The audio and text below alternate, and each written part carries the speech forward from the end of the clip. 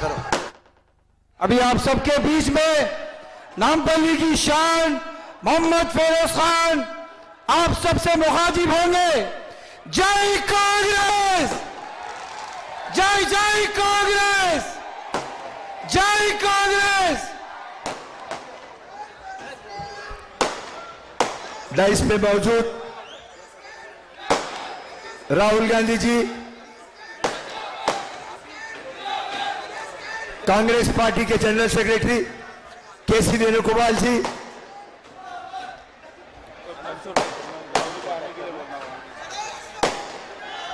हमारे AIC secretary Mansoor जी, jubilee hills के candidate Azharuddin जी,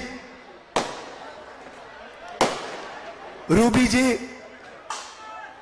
और तमाम हमारे सीनियर कायद नामपल्ली आए थे और आज फिर दूसरी बार फिर से नामपल्ली आ चुके हैं। कांग्रेस पार्टी और फिरोज खान। गारंटी कौन सी है? कौन सी? 2500 रुपए गैस सिलेंडर और बस टिकट। किसानों की गारंटी कौन सी है? 15,000। सब गारंटी जानते हैं भैया, गारंटी बताने की जरूरत नहीं है। यह बता दूंगा आपको कि पहली कैबिनेट मीटिंग में हमारे कैबिनेट मिनिस्टर और मुख्यमंत्री मिलकर गारंटी को कानून में बदल देंगे। आखिरी बात देखिए, आखिरी बात आपको समझनी है। ये मेरी बहन है, इधर आओ, ये मेरी बहन है। ये और मैं आपके दिल्ली में सिपाही हैं। दिल्ली में आपको कोई भी जरूरत पड़े, इसको और मुझे ऑर्डर देना है, हम हाजिर हैं। तेलंगाना की जनता के लिए जो भी जरूरत होगी हम करेंगे। अब पूछो क्यों? क्योंकि जब भी हमारे परिवार को जरूरत पड़ी है, जब इंदिरा गांधी को जरूरत पड़ी थी, तो तेलंगाना की पूरी जनता, हर महिला, हर युवा ने इंदिरा गांधी जी की दिल से मदद की थी। ये हम जिंदगी भर नहीं भूलेंगे। सोनिया गांधी ने आपके साथ मिलकर दिल से तेलंगाना दिया। हमें प्रजाला तेलंगाना चाहिए, दोहराला तेलंगाना नहीं चाहिए। इसीलिए कांग्रेस पार्टी को जिताइए, सपने का तेलंगाना बनाएंगे। आप सबका दिल से धन्यवाद। जय हिंद, जय तेलंगाना। और एक धक्का कांग्रेस पक्का, और एक धक्का, और एक धक्का जोर से, और एक धक्का, और एक धक्का, और एक धक्का, और एक धक्का। आधा रोटी खाएंगे, कांग्रेस को जिताएंगे। आधा रोटी खाएंगे, आधा रोटी खाएंगे, आधा रोटी खाएंगे, आधा रोटी खाएंगे।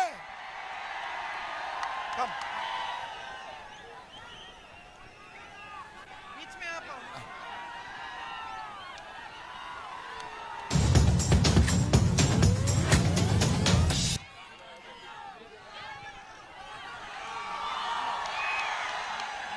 जय कांग्रेस, जय जय कांग्रेस। పాటలు పెట్టండి।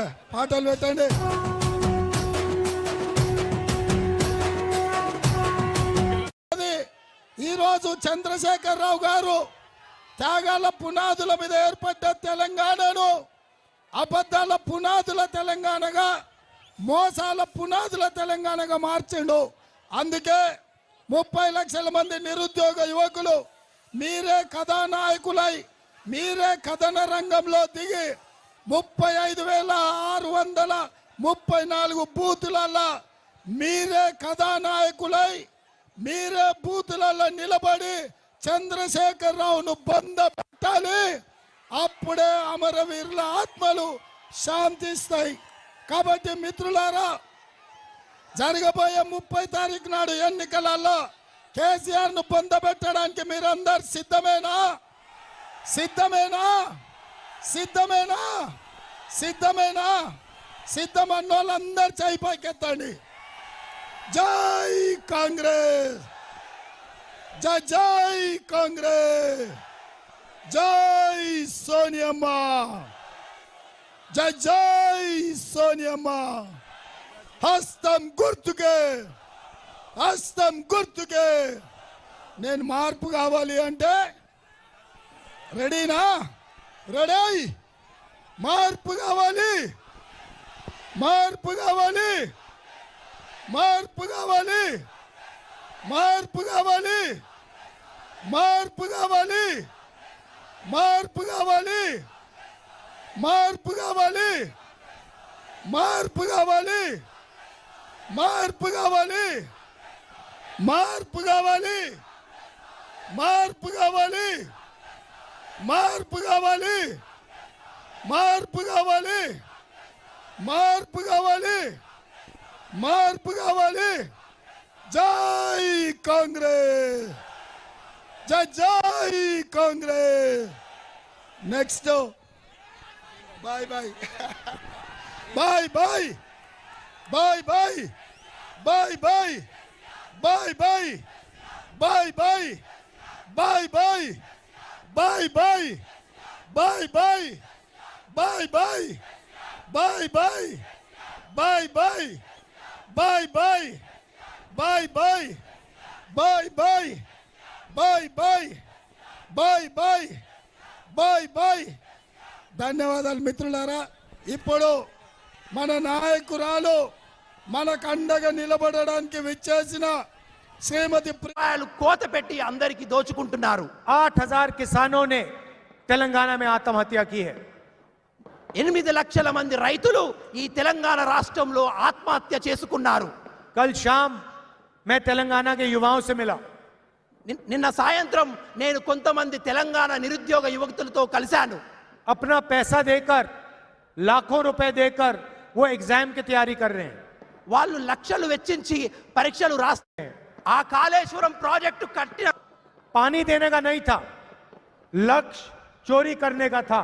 కాళేశ్వరం ప్రాజెక్టు యొక్క तरफ आपके चीफ मिनिस्टर कंप्यूटराइजेशन की बात करते हैं. మీ యొక్క ముఖ్యమంత్రి कंप्यूटराइजेशन की बात की थी, हमने हैदराबाद बनाया. మేము హైదరాబాదు నగరాన్ని ఒక చారిత్రాత్మక నగరంగా నిర్మించి ఉన్నాము. पूरी दुनिया में तेलंगाना का नाम हैदराबाद ने ऊंचा किया है. విశ్వవ్యాప్తంగా మేము నిర్మించినటువంటి హైదరాబాదు ఒక కేంద్ర బిందువుగా విశ్వవ్యాప్త ప్రఖ్యాతి చెందిన నగరం మేము నిర్మించినది.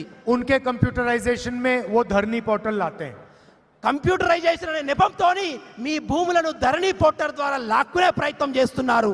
उन्होंने कहा कि जमीन के रिकॉर्ड्स को कंप्यूटराइज करेंगे. వాళ్ళు అన్నారు ఈ ధరణి పోర్టల్ ద్వారా మేము కంప్యూటరైజేషన్ చేస్తామని. मगर सच्चा लक्ष्य 20 लाख लोगों से जमीन छीनने का था. కానీ సత్యం ఏమిటంటే ఈ ధరణి భూమి పోర్టల్ ద్వారా 20 లక్షల ఎకరాల భూమిని లాక్కునే ఉద్దేశం మాత్రమే. लाखों किसानों से जमीन छीनी और अपने मित्रों को, बड़े बड़े उद्योगपतियों को पकड़ा दी. లక్షల మంది రైతుల నుండి అన్యాయంగా భూమిని లాక్కొని వాళ్ళ స్నేహితులకు, వాళ్ళ మిత్రులకు ధారాదత్తం చేశారు మీ భూమిని.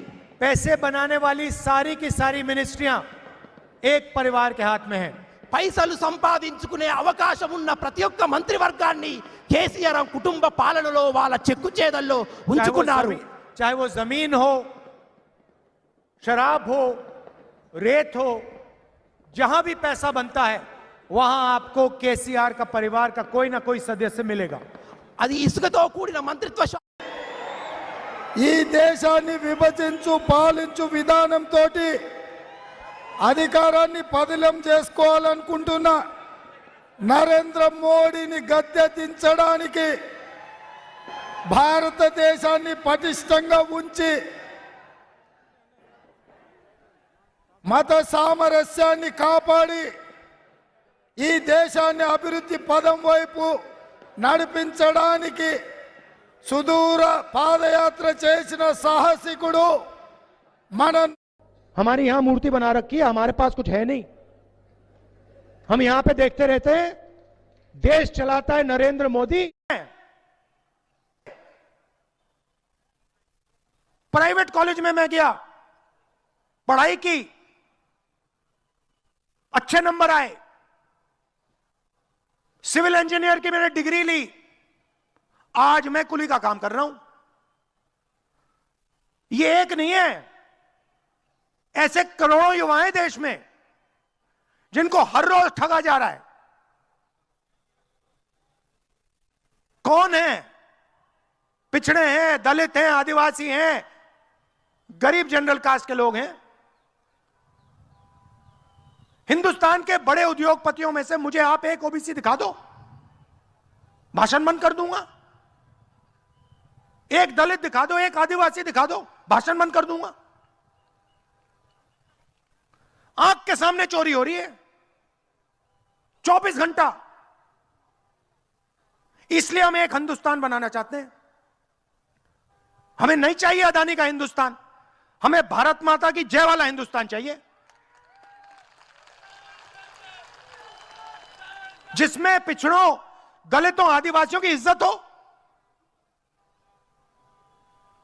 ठीक है, 90 में से पिछड़ों को 45 ना मिले, अरे 25-30 तो मिले, शुरुआत तो हो। इसलिए राजस्थान की सरकार ने 7 गारंटी दी है। और गारंटी का मतलब नरेंद्र मोदी वाली नहीं कि भैया 15 लाख रुपए बैंक अकाउंट में डाल देंगे। कोविड के समय भैया थाली बजाइए, मजे लीजिए, थाली बजाइए, चलिए थाली बजाइए, मोबाइल फोन की लाइट ऑन करिए, वहां लोग मर रहे हैं, लाखों लोग मर रहे हैं, लाशों का ढेर सामने पड़ा है। कोविड लोगों को मिलने से बढ़ता है। नरेंद्र मोदी ने सबको बाहर निकाल के नचा दिया एक साथ, चलो नाचो, कोविड फैलाओ, मरो। और मीडिया वाले वाह वाह कर रहे पीछे से, कमाल की बात है, मोदी जी ने थाली बजवा दी। अरे हां, पिछड़ों को मरवा दिया, दलितों को मरवा दिया, आदिवासियों को मरवा दिया, गरीब जनरल कास्ट के लोगों को मरवा दिया। यही तो हो रहा है। तो 7 गारंटी दी है। मैंने अपने सब चीफ मिनिस्टर को कह दिया, एक हिंदुस्तान बनाना है। जितना पैसा नरेंद्र मोदी जी ने अदानी जी को दिया है, इन लोगों को दिया है, उतना पैसा गरीबों की जेब में डालना है, खत्म कर। मेरा भी कर दो, 2 लाठी लगती, 3 बंदे बैठे हैं, उस दिन ये देश बदल जाएगा। और अब देश को बदलने का समय आ गया है। 2 हिंदुस्तान बन गए, एक अरबपतियों का हिंदुस्तान, 14 लाख करोड़ रुपए माफ हो गए। किसान कर्जा माफ करने की बात करता है, किसी भी बीजेपी के प्रदेश में किसान हाथ उठा के कहता है भैया मेरा भी कर दो, 2 लाठी लगती है, अंदर कर देते हैं। सारे के सारे बैंक का फायदा 10-15 लोगों को। यहां पे छोटा दुकानदार बैंक लोन मांगता है, कहते निकल यहां से, तू कौन है? युवा सुबह उठता है, कहता है मैं पढ़ाई करना चाहता हूं,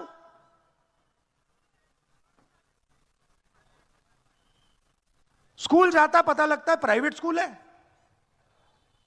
कॉलेज में जाता है, लाखों रुपए उठा ले जाते हैं। मुझे एक कुली मिला, रेलवे स्टेशन में कुली मिला एक मुझे।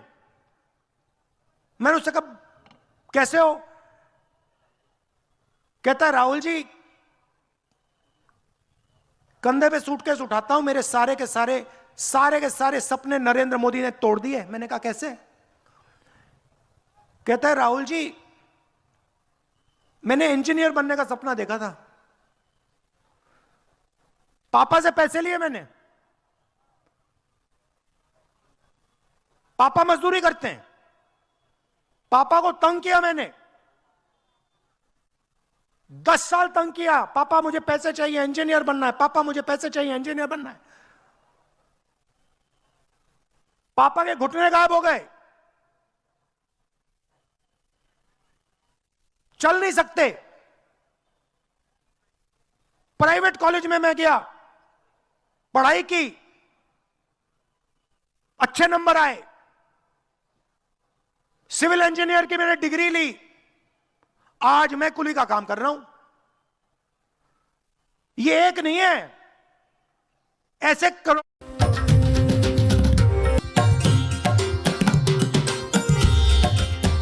ये जो नफरत का बाजार है ना, इसमें मोहब्बत की दुकान खुलने वाली है इस बार। ये मोहब्बत की दुकान का परचम है, देख सकते हैं आप।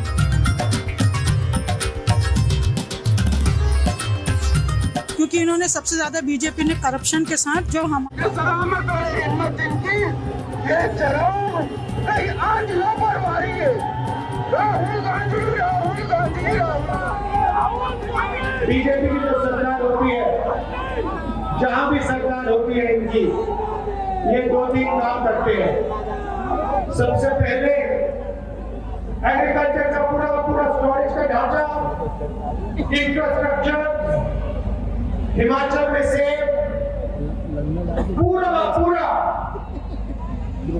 1-2 उद्योग बचे हुए पड़ा देते हैं। हमने मध्य प्रदेश की जनता से 2-3 वायदे किए हैं। नरेंद्र मोदी जी ने झूठे वायदे किए, हम यहाँ झूठे वायदे करने नहीं आए हैं। चुनाव के बाद आपको 500 रुपए का गैस सिलेंडर मिलेगा।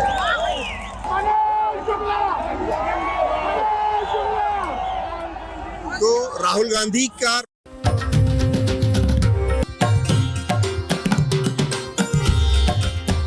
ये जो नफरत का बाजार है ना, इसमें मोहब्बत की दुकान खुलने वाली है इस बार। ये मोहब्बत की दुकान का परचम है, देख सकते हैं आप।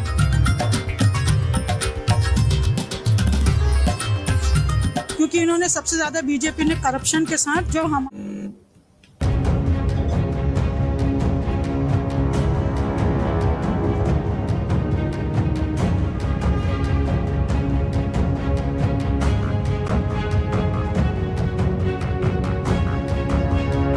बड़े विचित्र टाइप के नेता हैं। पहले तो हमारे सिंधिया जी, जानते हैं मैंने उनके साथ यूपी में काम किया। अब क्या है कि कद में थोड़े छोटे पड़ गए, लेकिन अहंकार में तो भाई वाह। जब हम काम कर रहे थे यूपी में काम कर रहे थे, तो देखो यूपी वालों की, तो हम भी यूपी के हैं, आदत है हम लोग शिकायत, गुस्सा, नाराजगी सब निकाल देते हैं। महाराज बोलने की आदत नहीं है। लेकिन भैया उनके पास जो भी कार्यकर्ता जाता था, कहते हैं दीदी कि हम क्या करें, महाराज महाराज कहना पड़ता है, हमारे मुंह से नहीं निकलता तो फिर कुछ काम ही नहीं होता हमारा। वैसे उन्होंने अपने परिवार की परंपरा अच्छे से निभाई है। विश्वासघात तो बहुतों ने किया है, लेकिन इन्होंने ग्वालियर और चंबा की जनता के साथ विश्वासघात किया है। आपके पीठ में छुरा भोंका है, बनी बनाई सरकार को गिरा दिया, और वो बनी बनाई सरकार आपकी थी, आपने वोट दिया था उसके लिए। Right, they will not tell you that भाई ये आप ये भी कर सकते हो, ये भी कर सकते हो, ये भी कर सकते हो, ये भी। They will only tell you that these are the 3 or 4 options. Then many of you will not be able to do those options. Then you will be upset that, you know, I spent so much time studying for IIT, nothing happened. So I think there's a problem with the system. The picture in our college is a bit different. नहीं, आपका तो special है, वो अलग बात है। मैं आपकी बात नहीं कर रहा हूँ, मैं जनरल मतलब सिस्टम की बात कर रहा हूँ। अच्छा, आप क्या करना चाहती हैं? Sir, I run a dance studio. आज से 10 साल बाद आप क्या करोगे? Sir, मैं यही करूँगी। Interesting thing. तो आपको क्या लगता है, आप जॉब की बात कर रही हैं, बट लाइफ में सबसे जरूरी स्किल्स कौन सी होती हैं? तो ये सिखाते हैं आपको? कम्युनिकेशन को आप थोड़ा डीपली डिफाइन कीजिए। सर, जैसे Albert Einstein had perfectly said कि अगर मैं कुछ अपने आप को नहीं समझा पा रहा, तो मैं उसको किसी और को भी नहीं समझा पाऊंगा। My view on this is that communication is about understanding deeply the other person. So understanding what the other person is thinking, what the other person's experience is, what the other person is scared of, what the other person wants, those type of things, and then removing your ego. That's how I think about communication. What are the other skills that are important? So confidence. Self confidence में और arrogance में क्या फर्क है? Self confidence होता है, there is a level, एक level होता है। एरोगेंस में आता है कि आप अड़ जाते हो कि भले नहीं भी हो रहा तो करके दिखाएंगे। दुनिया से आता है कि नहीं हो रहा तो आगे ले जाएंगे। और self confidence? You are well aware कि आप क्या कर रहे हो। So can somebody who does not know be self confidence? अगर मान लो उसको कुछ नहीं मालूम और उसने एक्सेप्ट कर लिया कि मुझे ये नहीं मालूम, So that is the form of self-confidence. You said a beautiful thing about women reservation, and you said that since women are 50% of the population, so why only 33%? So can you throw some light on that? When I was younger, I was backpacking in Vietnam, and there I noticed women were very confident, not worried about anything. So I started asking, I said, where do you get this from? And the answer they gave me was that, look, during our fight for independence, we were fighting. This one woman told me, this country does not belong. है कुमाराम आर्य नहर, जो पहले हमने घोषित किया था 2003 के अंदर, सरकार बदल गई हमारी, ही राजेंद्र राठौड़ मंत्री बन गए, इनके साइन है उसके अंदर। इन्होंने उस काम को, जो नहर का काम था 120 किलोमीटर का, उसको कैंसिल करने वाले का नाम क्या है? राजेंद्र राठौड़ नाम है, वही उम्मीदवार। तारानगर में कृषि कॉलेज खुली है, आयुर्वेद कॉलेज खुली है। उपस्थित भाई और बहनों, नौजवान साथियों, ये शराब उमड़ पड़ा आपके यहाँ पर तारानगर में, ये इस बात का प्रतीक है।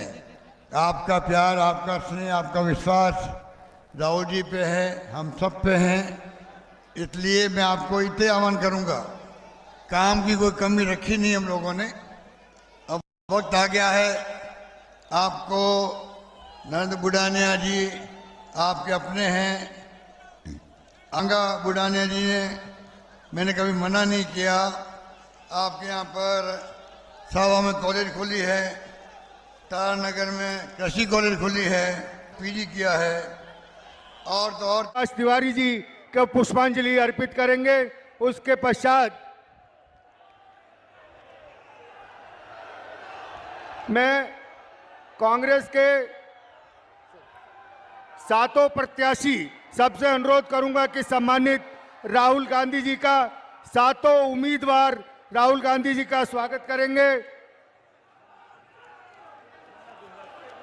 सिद्धार्थ कुशवाहा जी, रश्मि पटेल जी, राजिंदर सिंह जी, रमाशंकर प्यासी जी, नीलांशु चतुर्वेदी जी, कल्पना वर्मा जी, धर्मेश गई जी, हमारे सातों कांग्रेस के प्रत्याशी सम्मानित राहुल गांधी जी का स्वागत करेंगे। और जिला कांग्रेस कमेटी के अध्यक्ष दलीप मिश्रा जी और मकसूद अहमद जी, और जिला कांग्रेस कमेटी के अखिल भारतीय कांग्रेस कमेटी से प्रभारी परवीन कुशवाहा जी। से पिछड़ों से जमीन लेनी है तो जाके ग्राम सभा से पहले पूछिए। नरेंद्र मोदी जी कहते हैं नहीं, कोई जरूरत नहीं है। पैसा कानून रद्द कर दिया, आदिवासी बिल रद्द कर दिया, जमीन अधिकरण बिल रद्द कर दिया। कहते हैं अगर हमें चाहिए जमीन उठा के ले जाएंगे। छत्तीसगढ़ में बिना पूछे जमीन नहीं ली जा सकती, कर्नाटक में बिना पूछे जमीन नहीं ली जा सकती, राजस्थान में नहीं ली जा सकती, हिमाचल में नहीं ली जा सकती। क्यों? क्योंकि कांग्रेस पार्टी की सरकार। भाइयों और बहनों, गुजरात में अदानी को जितनी भी जमीन चाहिए, जितनी भी जमीन, लाखों एकड़ जमीन चाहिए, लाखों एकड़ लो, कोई ग्राम सभा से पूछने की जरूरत नहीं। वहां पे उन्होंने मूर्ति बनाई,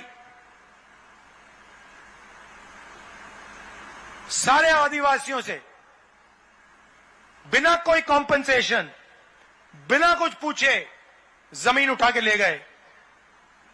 अदानी जी को पकड़ा दी, स्टैचू बनाने में लगा दी। स्टैचू बनाओ,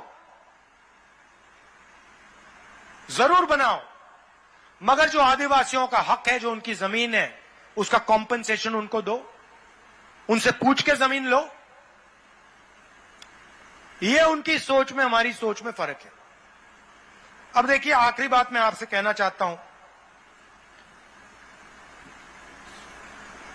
यहां पे नंद कुमार पटेल जी के बेटे चुनाव लड़ रहे हैं।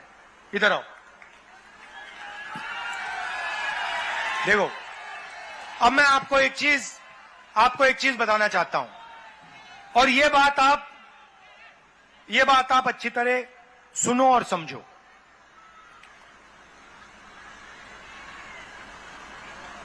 इनके पिता की हत्या की गई इनके पिता शहीद हैं। सही बात, ये पूरा छत्तीसगढ़ मानता है।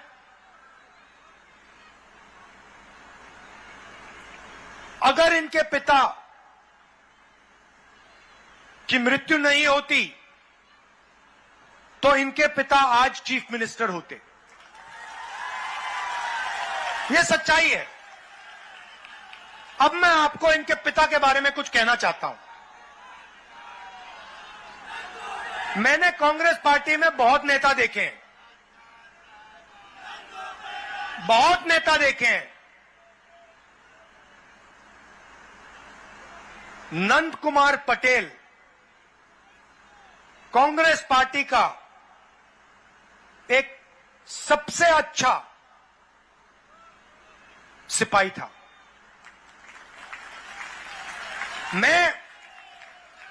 मेरा उनसे परिचय कैसे हुआ मैं आपको बताना चाहता हूं। बैठो बैठो, मैं आपको 5 बार जीते और खून में कांग्रेस पार्टी की विचारधारा थी।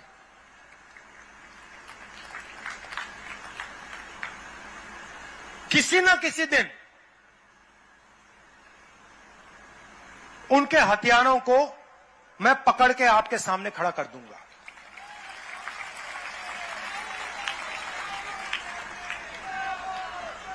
यह मैं आपसे इसलिए कह रहा हूं क्योंकि नंद कुमार पटेल के साथ अन्याय हुआ। मैं आमतौर से चुनाव के भाषण में ऐसी बात नहीं बोलता हूं। मैं ये बात आपके सामने इसलिए रख रहा हूं क्योंकि नंद कुमार पटेल के बेटे चुनाव लड़ रहे हैं और मैं चाहता हूं कि आप इनको भारी बहुमत से पूरा दम लगा के यहां चुनाव जिताएं। धन्यवाद। जय हिंद।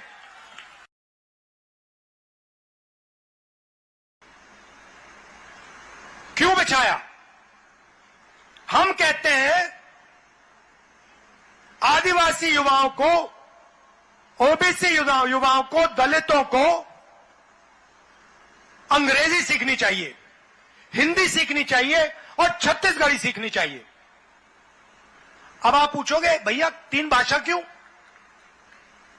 एक भाषा से हमारा काम हो जाएगा? नहीं भाइयों और बहनों, पहली भाषा छत्तीसगढ़ी। छत्तीसगढ़ में आपको व्यापार करना हो, छत्तीसगढ़ में आपको किसी से बात करनी हो, छत्तीसगढ़ी काम आएगी। आप यूपी गए, दिल्ली गए, बिहार गए, वहां पे हिंदी चलेगी। सही बात है, मगर मजे की बात सुनो और मान लो अगर आदिवासी बच्चा या ओबीसी बच्चा कहे कि यार मैं तो अमेरिका जाना चाहता हूं, मैं तो अमेरिका की किसी बड़ी कंपनी में काम करना चाहता हूं, या मैं कंपनी खोलकर अमेरिका में अपना माल बेचना चाहता हूं, तो कौन सी भाषा चलेगी भाइयों बहनों? हिंदी चलेगी, छत्तीसगढ़ी चलेगी, अंग्रेजी चलेगी। तो हम कहते हैं हिंदी सीखनी है, सीखो, छत्तीसगढ़ी सीखो। ऐसा गुना मैंने किया। ये सब बोनस भी मिल जाते रही धान में, लेकिन जैसे डबल इंजन की सरकार बने, वहां मोदी जी और यहां रमन सिंह जी, वो इसका बोनस देना बंद। चुनाव साल में बोनस और 3 साल कोनस। और बाद 15 क्विंटल के जगह 10 क्विंटल। बहनी मंसूरता करो, पहले 35 किलो चाउर मिलत रही से, जैसे डबल इंजन की सरकार बनी 7 किलो कर दी। लेकिन हम पिछले समय कह रहे हैं कि हमारी सरकार बनाओ, हम 25 रुपए में खरीदे करबो, रमन सिंह जी नहीं दे 2 साल के बोनस तेनोल देबो। विधानसभा में रमन सिंह जी किथे सवाल करी मोर से, मैं जिन वादा कर रहे हैं तेन 2 साल के बोनस ला कब देबे? मैं कि तो लाज तक नहीं लगे डॉक्टर, ते वादा करे थे मैं दूं, लेकिन फिर भी चूंकि किसान के बात थे, प्रधानमंत्री में चिट्ठी लिखे बोनस ते बंद करे है। 2014 से बंद है पूरा हिंदुस्तान में बोनस देना, ते 2 साल के बोनस दे के अनुमति भर दे का और प्रतिबंध ते लगाया है, वो प्रतिबंध ला हटा दे। मैं ये मंच के माध्यम से आप लोग विश्वास दिलाता हूं कि जैसे प्रतिबंध हटी 2 साल के बोनस किसान लग मिली।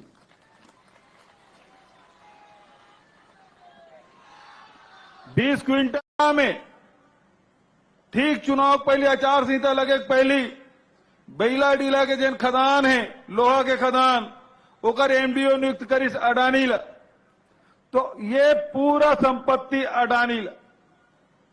आज ये मन से मैं कहना चाहता हूं, भारतीय जनता पार्टी के मना या केंद्र सरकार राज्य सरकार ला केवल बदनाम करे के काम करे थे ताकि कैसनो करके सत्ता प्राप्त कर सके, और छत्तीसगढ़ के जतका खदान है, फैक्ट्री है, नगर नार की स्टील प्लांट है, पावर प्लांट है, वो सब ला अडानी सौंप दे। तो सवाल ये बात के ये प्रदेश हमर हरे कि अडानी खरे? हमारे छत्तीसगढ़िया मन कह रहे ना छत्तीसगढ़ क्या है, तो यहां के धन संपदा हमार बर होना चाहिए कि ओकर बर होना चाहिए? अब तय यही करना है कि छत्तीसगढ़ ला बचाना है कि छत्तीसगढ़ ला बेचवाना है। में ठीक चुनाव पहले आचार संहिता लगे पहली बैला डीला के जिन खदान है लोहा के खदान ओकर एमडीओ नियुक्त करिस अडानी ला, तो ये पूरा संपत्ति अडानी ला।